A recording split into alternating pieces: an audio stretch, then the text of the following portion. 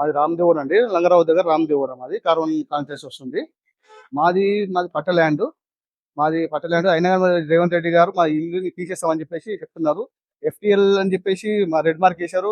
2 days లో call చేయమంటారు. వాళ్ళ ఫ్యామిలీ ఎటు పోతుంది, ఎటు పోయి ఎక్కడో ఒక్కళ్ళు అవుతారు, ఎక్కడో ఇస్తా ఉంటారు హౌసెస్.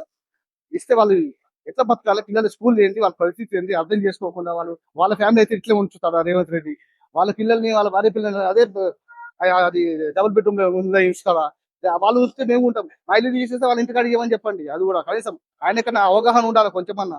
ఏది ఇప్పటి నుంచో కష్టపడి కట్టుకుంటే ఇప్పుడు ఈ రోజు కనీసం కొంచెం ఇల్లు అయింది. మామూలు ఇప్పుడు డబుల్ బెడ్రూమ్ ఇల్లు నీళ్ళు ఉండవు, ఏముండవు. ఏం జీవితం అంతా అతలకుతం చేస్తున్నాడు ఆయన. ఆయన స్వార్థం కోసం, ఆయన డబ్బులు సంపాదించడం కోసం పబ్లిక్ జీవితాలతో ఆటలాడుకుంటున్నాడు అంతే, ఇంకోటి ఏం లేదు. కాంగ్రెస్ ప్రభుత్వం కూడా అదే చెప్తున్నారు. దానికి కమిషనర్ గారు కూడా అదే మాట అంటున్నారు. మీరు వచ్చి మీ కమిషనర్ ఆఫీస్ మీ డాక్యుమెంట్ తీసుకురండి, డాక్యుమెంట్ తీసుకొస్తే క్లియర్ గా మేము డబ్బులు పే చేస్తామంటుంది. వీళ్ళ డబ్బులు మాకు ఎందుకు, మా ఇల్లు మాకు కావాలంతే.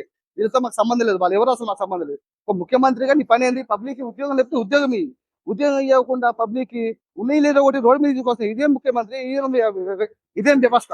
ఈ రాజరికం ఈ ఫ్యామిలీ కాదు చూపించుకోవాలి. రాజరికం పబ్లిక్ దగ్గర వచ్చి పబ్లిక్ రోడ్ల మీద తీసుకొచ్చి అది జీవితాలు నాశనం చేస్తున్నాం.